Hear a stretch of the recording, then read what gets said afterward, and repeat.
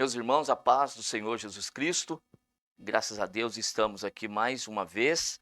Chegamos à lição de número 7 do nosso estudo de Atos dos Apóstolos para a classe de adolescentes. Graças a Deus, mais uma vitória que nós alcançamos.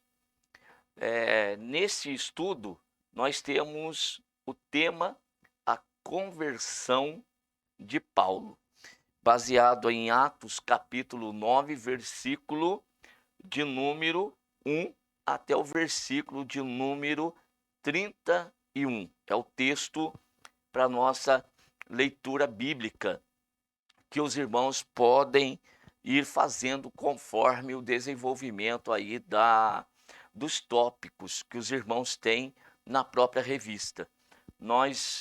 Nesta lição, nós vamos trabalhar com a revista e eu quero aqui fazer alguns apontamentos para os irmãos. Nós temos o nosso texto áureo, que está no versículo de número 15 desse capítulo 9, que lemos: Disse-lhe, porém, o Senhor: vai, porque este é para mim um vaso escolhido para levar o meu nome diante dos gentios e dos reis e dos filhos de Israel. Nós temos o objetivo da nossa aula, que é apresentar o milagre da conversão e a nova vida em Cristo, baseado aqui no testemunho do apóstolo Paulo. Nós vamos fazer a leitura da nossa introdução e eu vou colocar aí na tela para os irmãos. A Bíblia apresenta o apóstolo Paulo, que foi chamado desde o ventre de sua mãe, tendo sua criação e aprendizado no farisaísmo, sendo perseguidor da igreja de Cristo. Contudo, no tempo de Deus, foi convertido para ser um vaso escolhido para pregar a palavra do Altíssimo, anunciando a Jesus Cristo e glorificando o Senhor através de sua vida e ministério. Feita essa introdução, nós temos o nosso primeiro tópico, que é Saulo de Tarso. Uma breve biografia aqui de Saulo, antes da sua conversão.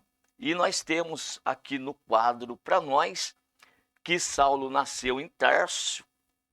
Saulo nasceu em Tarso, na Cilícia, localizada na conhecida região da Turquia, e era um homem de dupla nacionalidade. Ele tinha aí como nacionalidade a linhagem judaica, era da tribo de Benjamim e também era um cidadão romano, tá bom? Depois os irmãos leiam esses versículos para que na classe vocês possam estar abordando. O interessante para nós aqui é o destaque a respeito dele ter a sua dupla cidadania. Era um homem que nós já começamos a aprender que o Senhor, ele já foi preparando Saulo para a obra para a qual Deus ele havia escolhido. Dessa forma, eu já quero deixar aqui uma lição para nós, professores da Escola Bíblica Dominical. Que o Senhor, ele, mesmo antes da nossa conversão, o Senhor ele já está trabalhando em nós.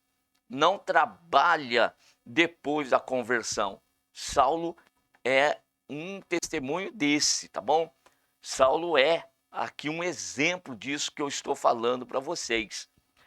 O Senhor já preparou Saulo, já no contexto judaico, sendo ele um fariseu, um príncipe dos fariseus, mas também permitiu que ele tivesse a dupla cidadania, ou seja, acrescentada aí a romana, porque futuramente ele iria precisar desta cidadania. Assim nós aprendemos que Deus ele cuida dos detalhes para a missão para a qual ele nos chama. Então fiquemos despreocupados que o propósito de Deus na nossa vida, Deus já está cuidando, ó, há muito tempo. Então esse homem, ele foi criado em Jerusalém, aos pés de Gamaliel, um doutor da lei, venerado por todo o povo, que lhe instruiu nos ensinos da lei de Deus e na tradição dos pais. Ou seja, ele teve um dos melhores professores lá em Jerusalém. Saulo era um homem reconhecido dentro da sociedade em que ele estava inserido. Continuemos com mais uma breve leitura. Nós temos que Saulo, ele desde da sua mais tenra idade, já ensinado aí no caminho dos pais, na tradição dos pais, e fez parte aí de uma das seitas mais rigorosas dentro do seu contexto, que era o farisaísmo, sendo zeloso em extremo, o que lhe fez sobressair em relação aos judeus da sua idade. Gálatas capítulo 1, verso 14. Destacando-se a ponto de ter o reconhecimento das principais autoridades de Jerusalém.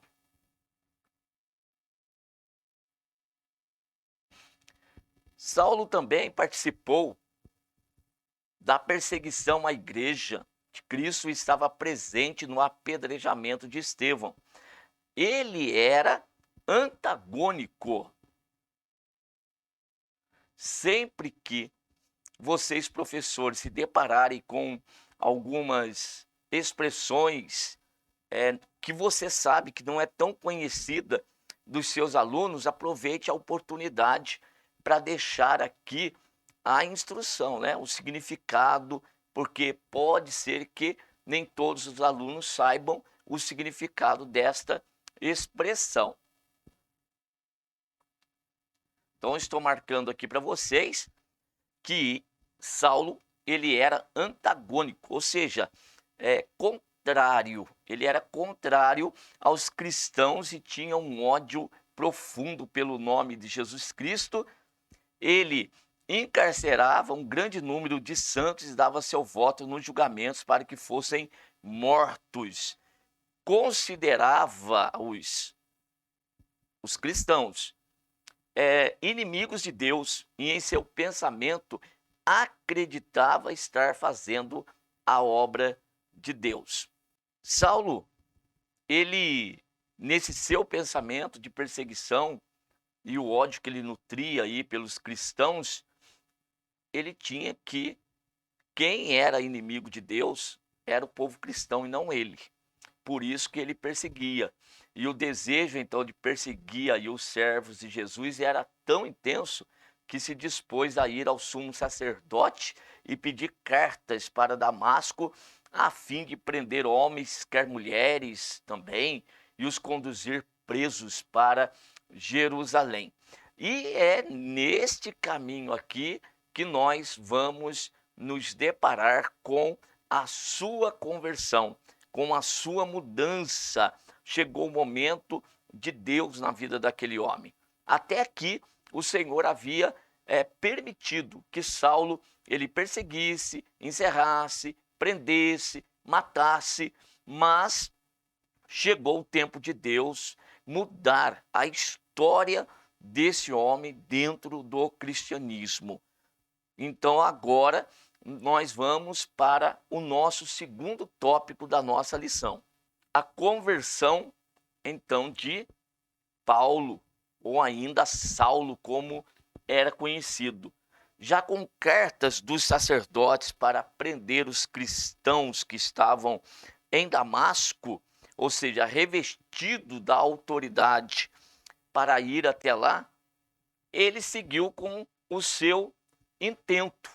E quando foi a sua surpresa que ele vai ter um encontro com aquele que ele, sem saber, ele perseguia. E nós temos no texto do capítulo 9, verso 3, e indo no caminho, aconteceu que chegando perto de Damasco, subitamente o cercou um esplendor de luz do céu. Verso 4. E caindo em terra, ouviu uma voz que lhe dizia: Saulo, Saulo, por que me persegues?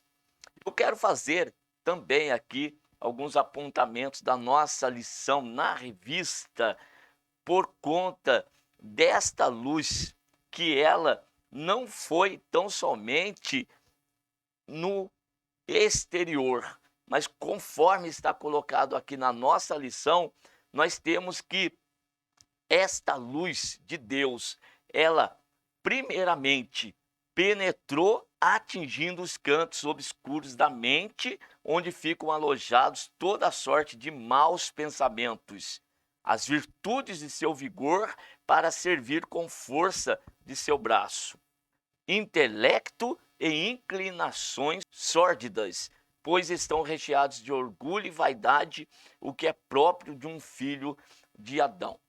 Este ponto aqui da lição é o nosso destaque nessa conversão de Saulo. Por quê? A importância de se observar que esta luz, que é a luz do Evangelho, que é a luz de Cristo, olha até onde ela penetra no homem, tá bom? Ela vai até nos cantos mais obscuros da mente e realmente ela causa uma mudança, uma transformação. Todo homem que necessita de mudança, de transformação, saiba de uma coisa: tal mudança nunca vai acontecer se esta luz não alcançá-lo. Agora, onde essa luz alcança, olha, pode ter certeza, a vida de tal pessoa nunca mais vai ser a mesma. Ela pode ser a pior pessoa da sociedade, ela pode ser aquela pior pessoa que alguém possa imaginar. De repente, não dar nada para ela. No entanto, se a luz do evangelho resplandecer sobre a vida dela, a vida vai ser transformada. É por isso que nós precisamos pregar o evangelho tal como ele é. E aqui ainda Saulo, ele vai compreender perfeitamente o que alcançou, né? O que o alcançou, e a partir daí vai ser o cerne da sua pregação. É isso que ele vai pregar. Não vai se preocupar com palavras persuasivas de sabedoria humana, porque ele estava cheio desta luz, pois essa luz ela resplandeceu não somente no seu exterior, né? Conforme nós vimos aqui, ele chegando perto de Damasco, subitamente o cercou um resplendor de luz do céu. Mas não somente o cercou, como também penetrou até o mais profundo e escondido do seu coração. Portanto, professores, eu quero que você preste bem atenção nesse detalhe aqui desse nosso segundo tópico e dê ênfase para esta parte aqui da lição desse tópico. Quando chegar nesse tópico, destaque isto, porque é muito importante saber que um filho de Adão, de natureza caída, que está na escuridão, ele só pode sair dessa situação, ele só pode ser regenerado, ele só pode ser restaurado quando essa luz penetrar no mais escondido dos seus pensamentos, né? Como nós temos aqui. Eu quero destacar mais um ponto aqui na lição para nós dentro desse segundo tópico. A luz prevalece e expõe toda a miséria do homem caído, apresentando a sua nudez e a sua imundícia. E é exatamente o que aconteceu com Saulo nessa ocasião. No que ele caiu e ele ouviu uma voz que lhe dizia: Saulo, Saulo, por que me persegues? E ele vai dizer: quem és, Senhor? E disse o Senhor: eu sou Jesus, a quem tu persegues. Duro é para ti recalcitrar contra os aguilhões. E ele, tremendo e atônito, disse: Senhor, que queres que faça? E disse-lhe o Senhor: levanta-te, entra na cidade, e lá te será dito o que te convém fazer. Naquele momento em que esta luz, ela resplandeceu e ele caiu ao chão, a vida de Saulo naquele momento, instantaneamente foi transformada. Aquele homem foi regenerado naquele instante. O poder daquela luz foi muito forte. E realmente, conforme nós destacamos aqui, ela prevaleceu e ela expôs toda a miséria desse homem caído, de modo que ele não pôde resistir a esse poder. Daí nós já podemos também aprender. Não adianta o homem pensar, ou até mesmo nós, às vezes, passar pela nossa cabeça que de repente o homem ele precisa abrir o seu coração para que a luz do evangelho resplandeça. O homem tem que dar a oportunidade para Deus. Miseráveis homens que somos, pensando assim. Esta luz do evangelho, ela é poderosa para transformar o mais vil pecador. E não importa se esta pessoa ela vai desejar receber essa palavra ou não. Um homem caído, um homem em situação de morte espiritual, porventura ele tem condição para crer? Posso fazer referência aqui a um texto bíblico de João, capítulo 11, por exemplo, quando Lázaro, já num sepulcro, há 4 dias, e Jesus chega ali, manda que tirem a pedra, e tirado a pedra, Jesus vai gritar: Lázaro, vem para fora. Que condição tinha aquele homem para ouvir a palavra de Jesus e crer no que Jesus estava falando? E depois de crer, obedecer a Jesus e sair. Que condição que ele tinha para isso? Assim também é a situação do homem morto espiritualmente.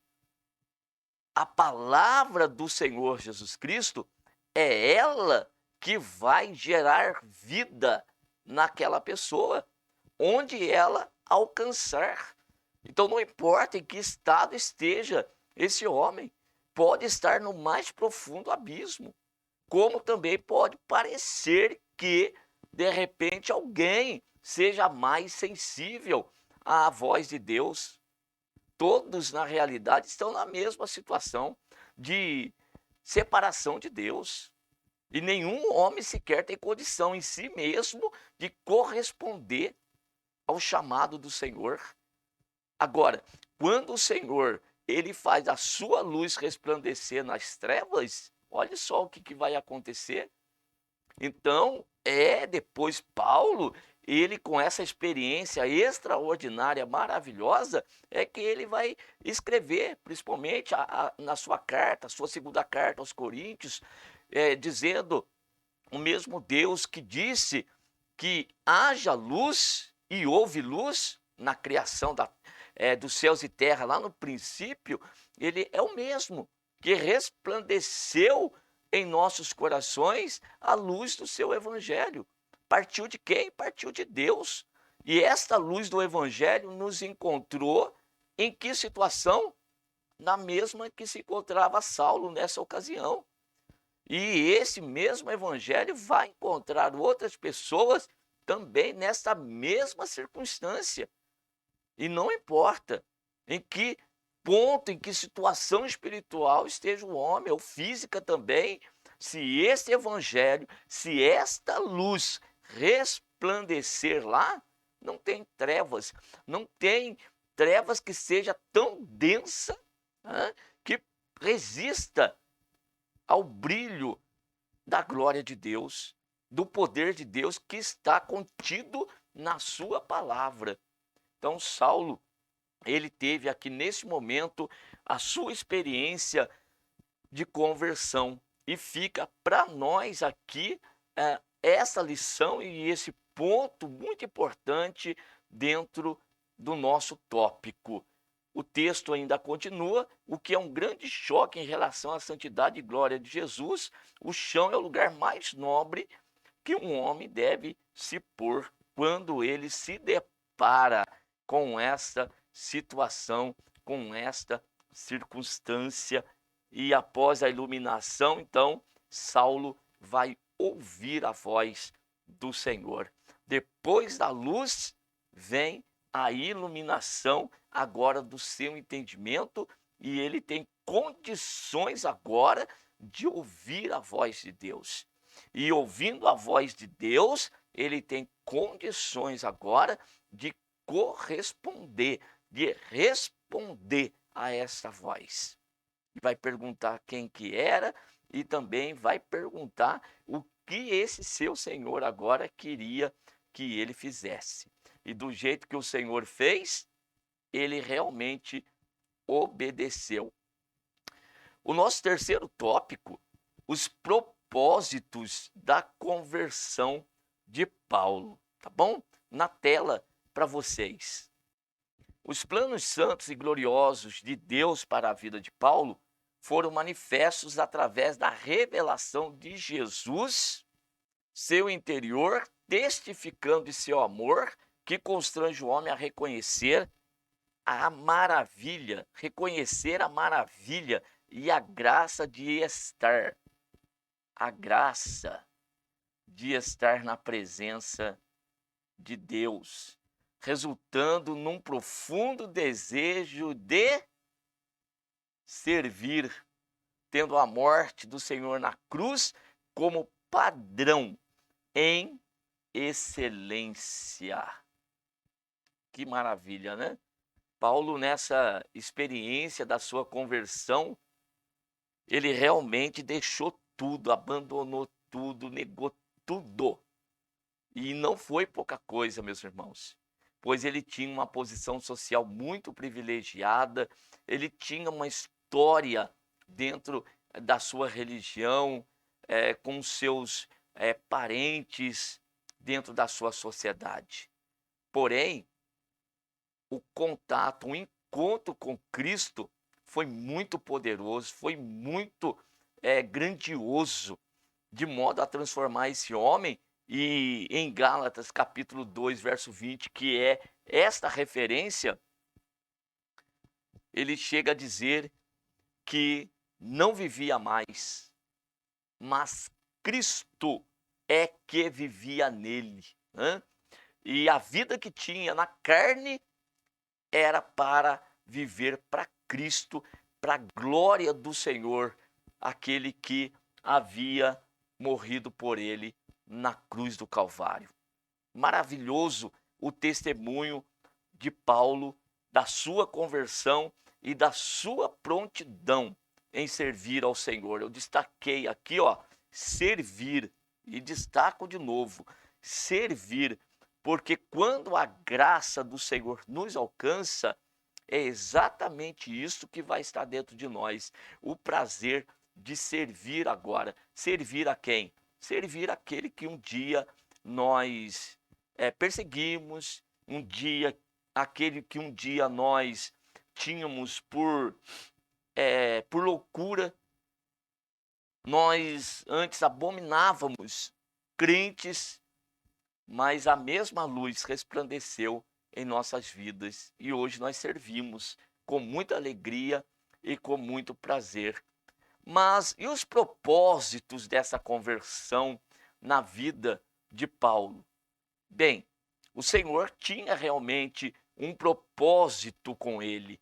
E aqui nesse parágrafo aqui, nós temos os propósitos de Jesus. São imensos. Paulo escreveu 13 epístolas que alcançaram gerações e continuam alcançando até hoje, permanecendo a palavra de Deus para a sua igreja. Temos essa revelação dos céus através de um homem escolhido para servir o Senhor de todo o coração. Nós temos esse texto aqui destacado para nós,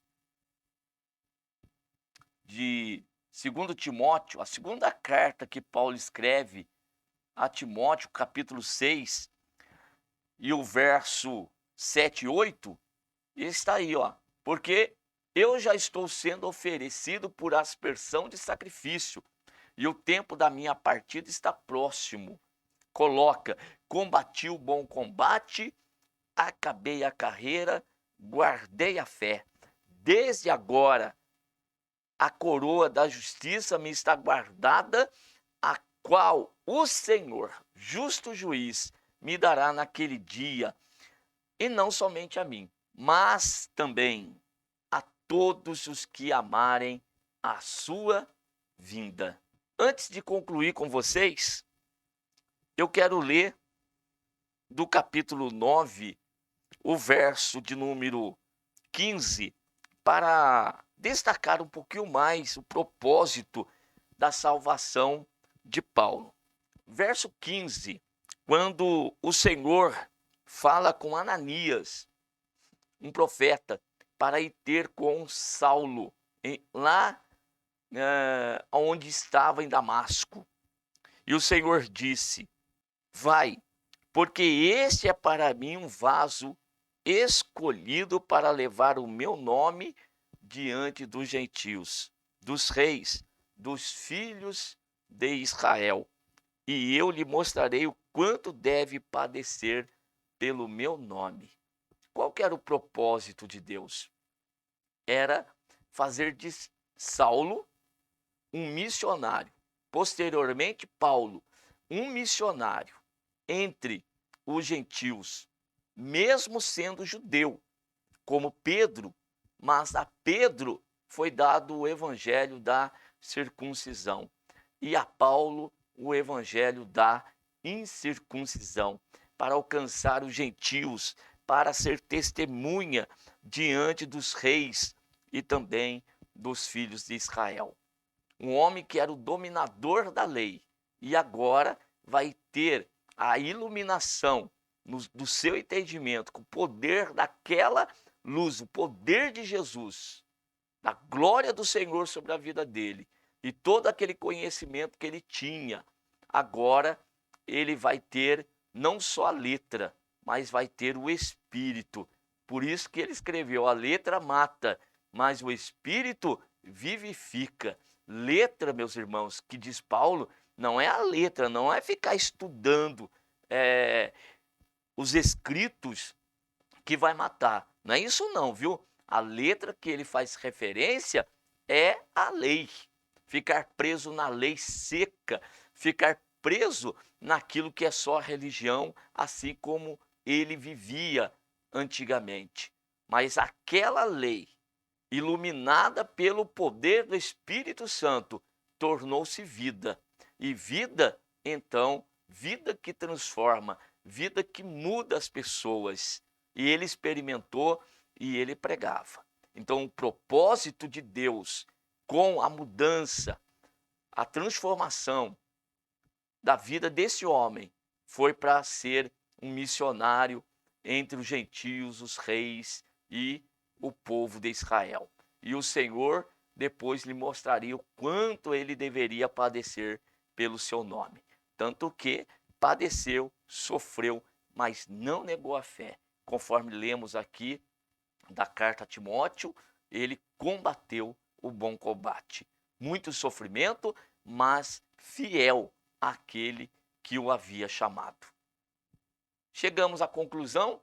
Nesta lição, nos recreamos nos propósitos de Deus na vida do apóstolo Paulo, contemplando os cuidados de Jesus com seus amados, o caminho do crescimento espiritual e as bênçãos de sofrer pelo nome de Jesus, tendo como maior recompensa a exaltação de Deus através de nossas vidas. Que assim nós possamos aprender com essa lição a viver cada vez mais na presença do Senhor e prontos para servir. Vamos servi-lo com os dons que Ele tem nos dado. Você que está me acompanhando, que é professor de escola bíblica dominical, você teve a sua vida transformada e o Senhor te encheu do seu poder, da sua graça, para você ser uma bênção nas suas mãos. Portanto, deixe ser usado pelo poder do Senhor e seja uma bênção para a sua classe. Que o Senhor lhe conceda uma boa aula por meio dessa lição e o nome do Senhor seja, através da sua vida, glorificado. Amém.